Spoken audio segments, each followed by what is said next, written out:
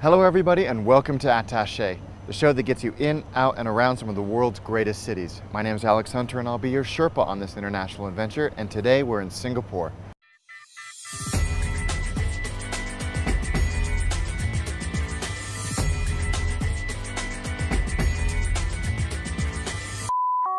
Singapore, a captivating blend of influences from all over Asia. This city-state packs an unbelievable amount of creativity, culture, commerce, and chow into just 240 square miles. While ultra-modern and business-focused, Singapore never loses sight of its history and heritage, which to me makes it one of the most fascinating places in Asia. Singapore is served by Changi Airport, the undisputed heavyweight champion of the world when it comes to airports. I mean, it's not even a contest. Named best in the world 30 times. It's won 480 awards since 1981. And that's all great, but why is it so good?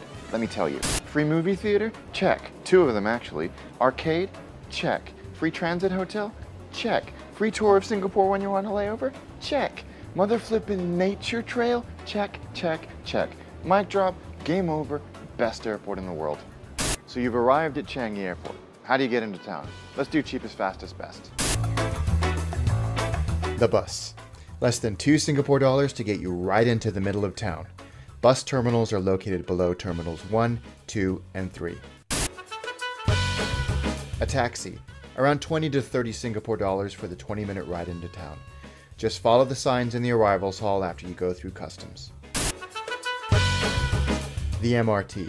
Cheap at just over 2 Singapore dollars, fast, only 30 minutes into the center of town, and so easy. The MRT is the best way to get from the airport into town. The airport MRT station is between terminals 2 and 3, and remember, you'll need to change trains to a city-bound train halfway through your journey. Like most modern cities, Singapore has its own stored value transit system. In this case, the EZ-Link. You can use it on the MRT and city buses, and you'll get a 15% discount when compared to a normal paper ticket. The card costs 12 Singapore dollars initially, and that's $5 deposit, which you'll get back if you return the card, and $7 worth of travel credit. You can top up your EZ-Link at any of the fare card vending machines in any station, or at a 7-Eleven, but be warned, they'll charge you a little bit of a fee at 7-Eleven. Singapore's subway service is excellent, and is my weapon of choice for when traveling around the city. The Mr. T... MRT, really? Huh, MRT, that makes more sense. Anyway, the MRT covers most residential and business districts in Singapore. Signs and announcements are all in English, and it's really easy to find the right exit for your destination with helpful exit maps like this and very clear signage. Oh, one more thing about the MRT, do not eat or drink on it. There is a reason why it's so spotless inside and out, and that's because there's a hefty fine if you do eat or drink on it. So save the cup of corn and the mashed potatoes for later, okay, champ? Believe it or not, there's actually a shortage of taxis in Singapore. It can be incredibly frustrating to try and hail one during rush hour or one of the city's legendary thunderstorms that seem to sweep through like clockwork every afternoon. But if you are able to find one, they are clean, reliable, and relatively cheap-ish. There are a lot of hidden fees that pop up. Trips to the airport, late-night fees, phone booking fees, toll road fees, surcharge fees. So don't be surprised if suddenly your fare jumps. While all taxis are equipped and required to accept credit card payments, not all of them will be inclined to do so every single time, so make sure that you ask before you get in. You can use local taxi app Grab Taxi, or you can use Uber, which also has a solid presence here. And while most taxi drivers will understand English, it's not a bad idea to get a name card of where you're going, just to avoid any confusion. And the hotels will be happy to provide this for you. I know a lot of you are probably thinking, we should just rename the show, Watch Alex Eat Things in Random Places.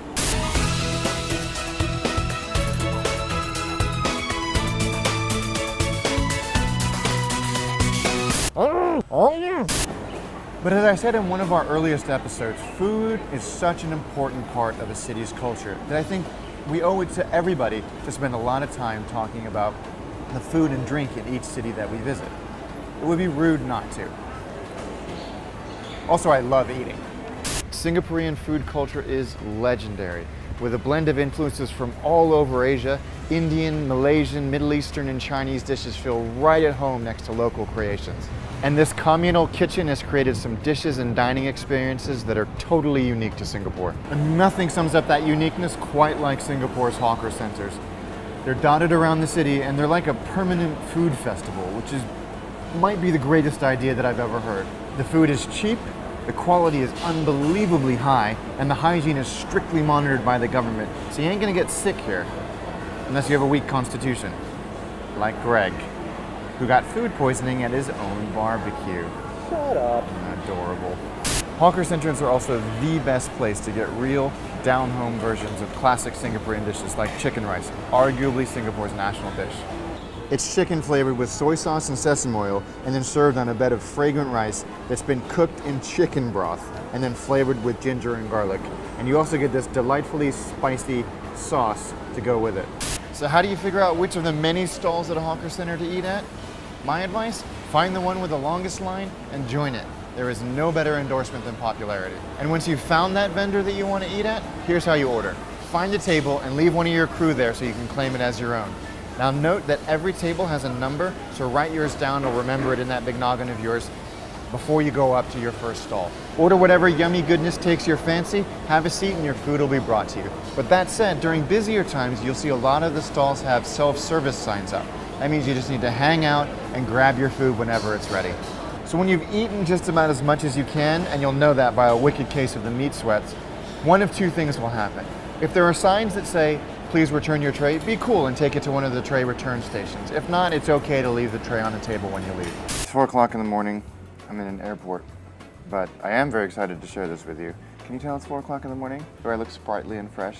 I don't feel sprightly and fresh. Anyway, for breakfast, ditch the bacon and eggs when you're in Singapore and try the nasi lemak. This is their absolute best breakfast offering. And not only is it beautiful, look at that, it's a banana leaf, but it's also delicious. It's basically rice cooked in coconut milk. It's a little bit like huevos rancheros in that everybody has their own interpretation of how you make it, but generally it's rice which is cooked in coconut milk, ikan bilis which is just anchovies. Don't let that put you off, trust me, it's amazing. Cucumber and quite a lot of spice, so it's got a kick, so it's a spicy way to start your Singapore day, but it is absolutely delicious. And even though it's 4 o'clock in the morning, I am still absolutely excited to eat this. The red stuff, potent, so take it easy. Fish with the eyes. Oh. That's good. Even though I don't want to eat anything, I do want to eat this. For some on-the-ground knowledge, we asked our good friends over on the Singapore subreddit of reddit.com for some recommendations of things we should eat while we're here. And holy cow, what a response I got. I've never seen anything like it. So thank you guys, not just for the quantity, but the quality. I mean, there were some essays that wouldn't have been out of place in magazines like Saveur or Lucky Peach or any of the other alarming amounts of food pornography that I read. But despite Singapore's rich and diverse food culture, you want to know what the #1 recommendation was? I mean, it wasn't even a contest. There wasn't a single dissenting comment. This, the McSpicy. Now, I've been told this thing packs quite a punch. In fact, one Redditor suggested that I should, quote, prepare my butthole. Well, it is prepared. Let's do it. It looks just like a chicken sandwich, but I'm heeding the warning.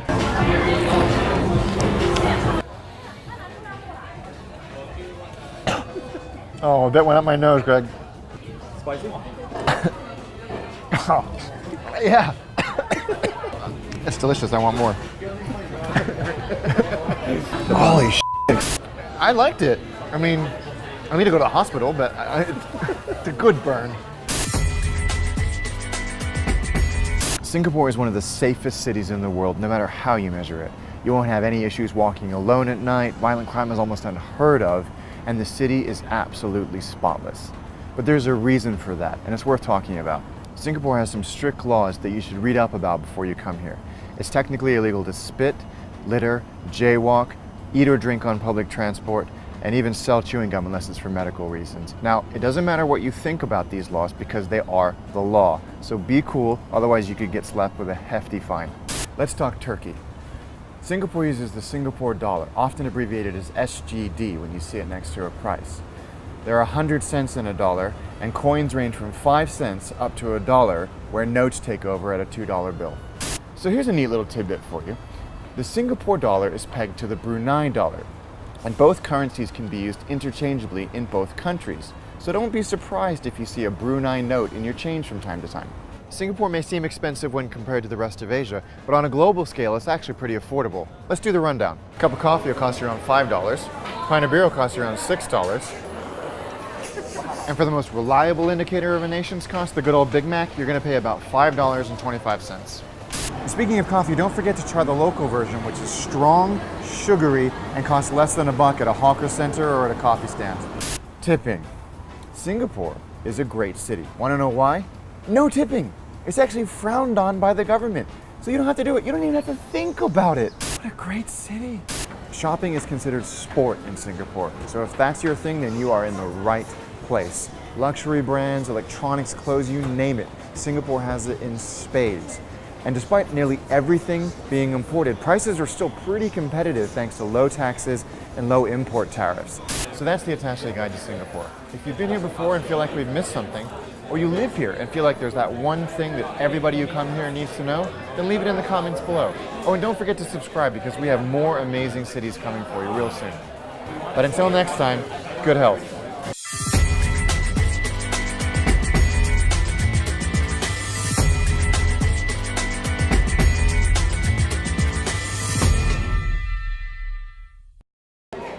Oh God, I needed that.